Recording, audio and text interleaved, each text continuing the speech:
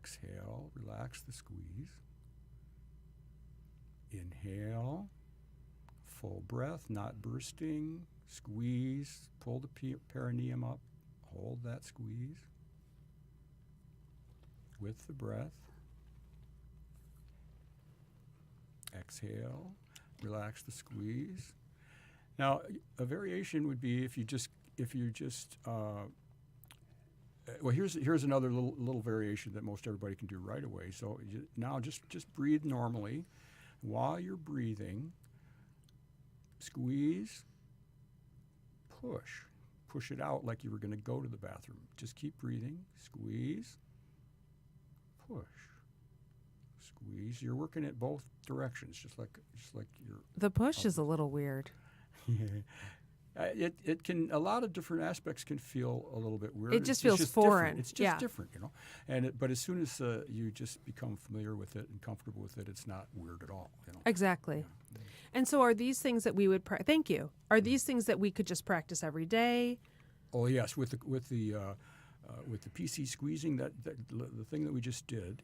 If you would do that, I would suggest that you do over the course of a day, maybe 100 squeezes, maybe 200 squeezes. But whoa, you can do that while you're standing in line. You don't have to do those the first day. Do we also have to hold? We don't have to hold our breath. No, not at all. 30-day project. Yeah, right. You do want to eventually integrate your breath and with all the other. Your entire organism needs to be in sync and integrated, and then with your partner as well. Mm-hmm. But that comes with practice. That's all. So the squeezing is like an inhaling, and then the pushing out would be an exhaling. Yes, you could do it that way, and there's really no rules to how to do this. It's it would just be experiment and see what feels right. See what works for you. See how you are with doing it one way, then try it a different way, and explore. What I love about this is just the focus so much on spending time with yourself and getting to know what feels right for you and what works for your body, because you sort of start to know that feeling, and then understanding that you can share that. How it feels with a partner. I just, as Laura and I have talked about, just that exploration of self is so important that people kind of forget that they want to rush through, like, oh, I have to get to a partner. I have to. Yeah, and this doesn't really have, like, as you said, there's not really a goal that you're working. Right. I mean, as we just did it, at least Anne-Marie and I just did it.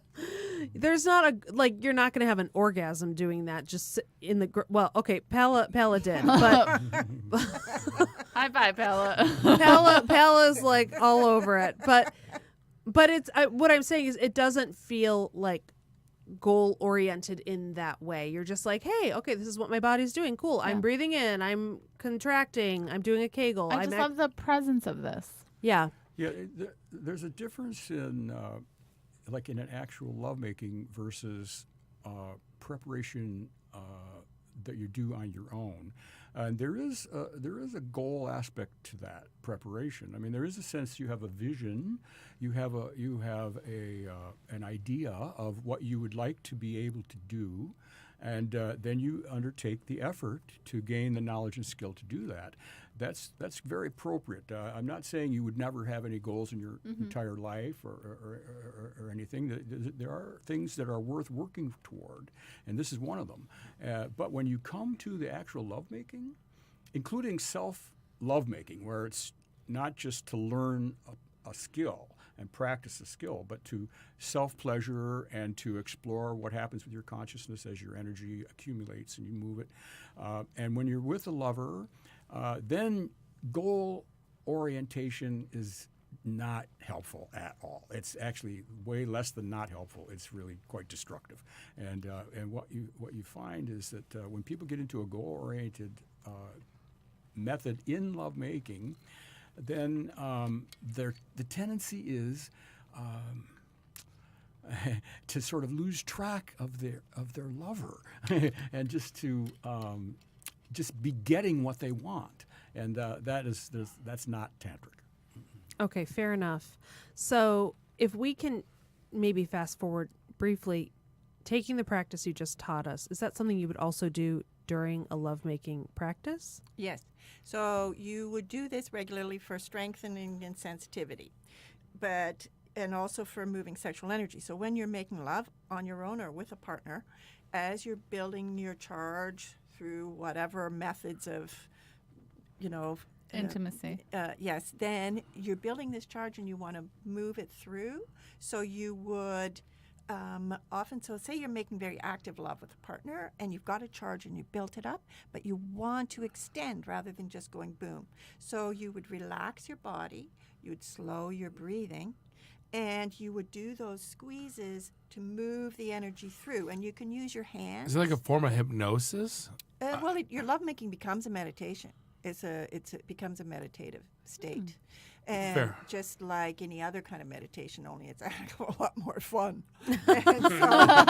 so you would squeeze, you'd relax your body, you'd squeeze your muscles, and you could run your hands up. As you squeeze, you picture drawing the energy up. You can run your hands up your partner's body. You make eye contact. So you take a little stop. You've built a big charge with all kinds of wonderful ways. You want to move that, so you stop, you relax your bodies, you squeeze your PC muscles, you picture bringing that sensation up, making eye contact, and then you build your charge up again. And you do the same thing. And in a tantric lovemaking session, you would do all kinds of wild stuff to build your sexual charge. Then you kind of stop and slow down, do slow, deep breathing, eye contact, squeezing those muscles, running your hands up. That spreads that energy between you and your partner, and you keep just going higher and higher. Hang on, I got to ask a question. So you mentioned in your bio Kama Sutra. Oh, yes. Let's talk about what is like.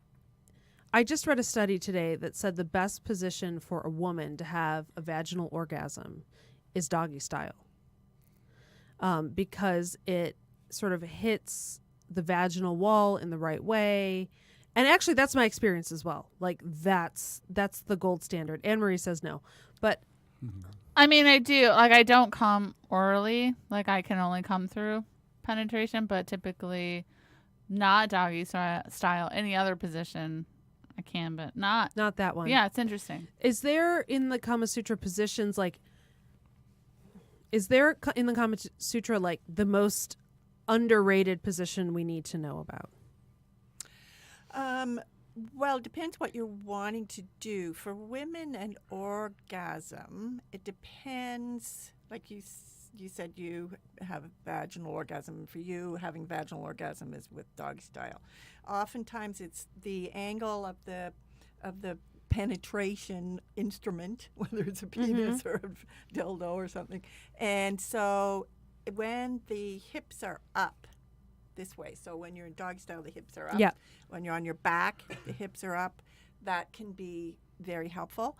Often women on top too, and especially if you tilt your pelvis forward so that the penis will strike the front part. Yeah, they're all and you trying to do hit that. the same spot. Yeah. So it depends on the individuals, the woman's body shape, and her partner's, whatever they're using, whether it's a penis or a vibrator or something, or fingers. And I would say too that I mean, it's so personal. I mean, it would just so much depend on the woman. I mean, just like two women here have a completely different experience. So there really isn't a position that's going to be just the right, The golden position for standard. everybody. Yeah. But if you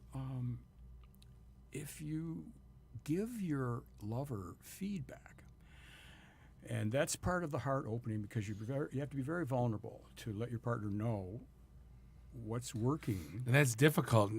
I mean, you think about your whole entire life, that's the most difficult thing, is like yes, no, yes, no.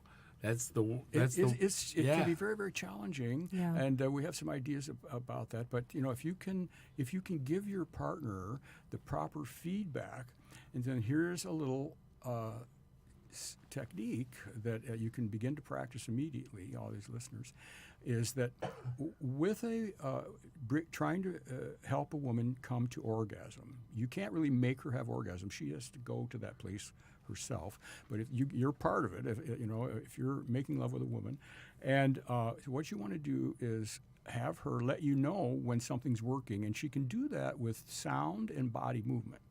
You don't even have to say words. And if there's more movement and more sound, it's working. This is like the arousal is building.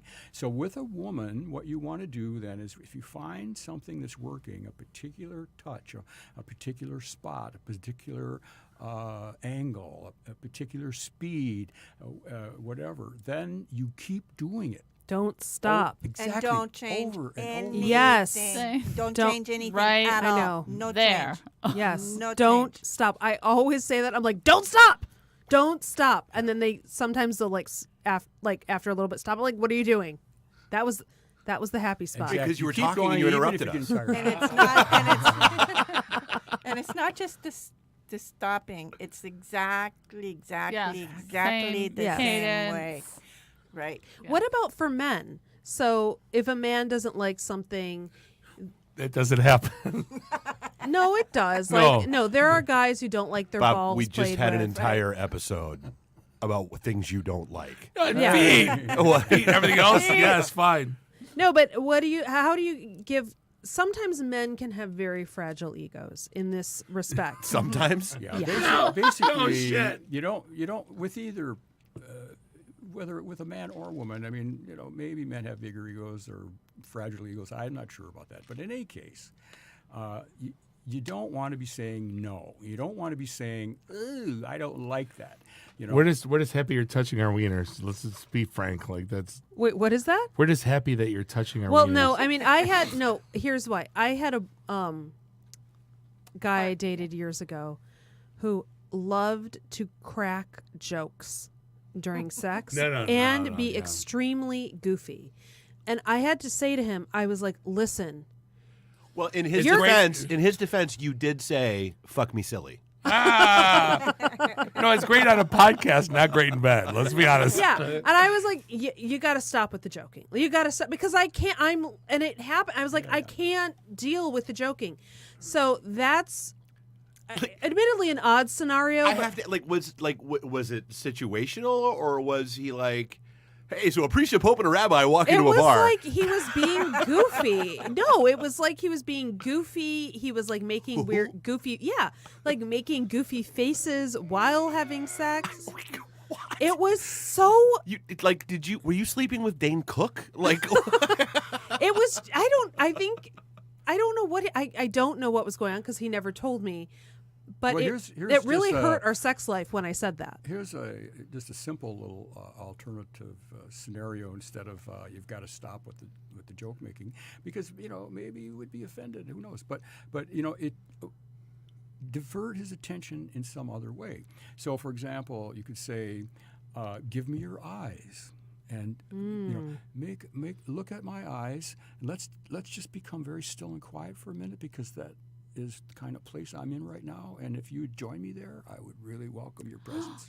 I like Or that. I love it when you speak so soft in my ears. So lots of positive Yeah, Positive focus reinforcement. what on to what do. you Yeah. do want. Again, if we're just some- happy. We're just happy we're in this situation with you. Like I'm just being honest. Like there's like if you want to do something weird, like we're like yes, no, whatever. If I stare in my eyes for an hour, cool. I'm just happy. I'm happy I'm here. Yeah. So I have a I question. swear to God, I'm gonna send Bo a text right now that says, "Tell Bob to suck your toes." No, she knows better at this point. So my question is, I love that how this connects you sexually, physically. Have you both found in non-sexual interactions that this practice has deepened your relationship as a whole? Because I just imagine that ability to be present, as Laura's discovering with the 36 questions. There's that part where you gaze into the person's eyes for 4 minutes, which I don't think everyone can do comfortably. Yeah, so just to reference what you're talking about, on the 36 questions that lead to love episode, there are these questions a social psych researcher came up with to help build connection and intimacy. And the last thing you do is stare into one another's eyes for 4 minutes. And I've done it with 3 men. The 2 of them found it absolutely terrifying. and were kind of unable to really. They did it, but they had to sort of break, and so yeah. I mean, some of this stuff can be challenging for people. Yeah, we use looks of love in tantric practice. We call it looks of love, and part of the key is learning how to do it properly. You do a very soft gaze. It's not lots of times when we look into Right. people's eyes, it's like Piercing. laser piercing, and instead you do a soft gaze where it's very peripherally oriented, and you're allowing the other to come in. Makes it a lot Rather easier. than trying to push your. rather gaze. than trying to Bob, don't look at me that way. rather than penetrate. Bob, you're scaring me. I gotta go. Yeah. Yeah.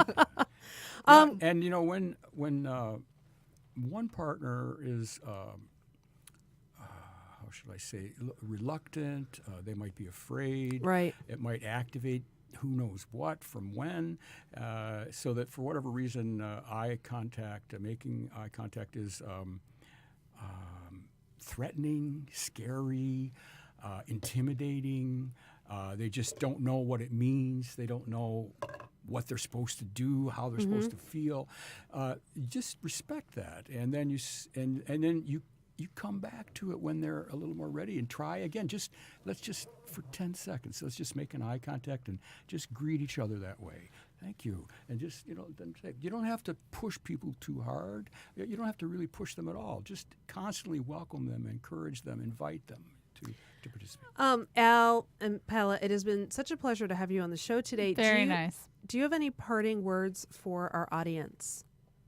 Mine would be that tantric practice is something that you can get great benefits from in a very, very short period of time. And if you come to our website, we have lots of little articles. And your things. website is again?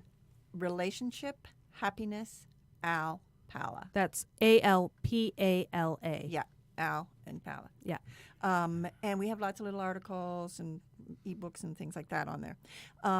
So you can learn something and see a difference in your lovemaking in a very, very, very short period of time. And if you so choose, you can go on to make it a very large part of your life. But you can get start great small. benefits real quick. Great. I would say probably the single most important thing really for anybody undertaking a new venture, almost of any kind, and including a practice of sacred sexuality, would be to sort out within themselves what do they want to happen, what do they want to achieve, what do they want to create. And I always say the end comes first. If you think about what outcome you want, then you can systematically work toward that. You can persist, and you can go to the effort necessary to acquire the knowledge and skill to enable you to do it. But if you don't really know what you want, then you're not likely to get it. That's for sure. We want a full body I really orgasm. like that. Multi-hour full body ecstasy. Okay, you can have it. Thank you, Paula. Good luck with that. Bob, Anne-Marie, Dave, thank you so much for being on this episode. This is and great. Thank you so much. Yeah, thank you. We'll catch My you pleasure. next time. Thank you so much for having us. Thanks. Great. Thank you.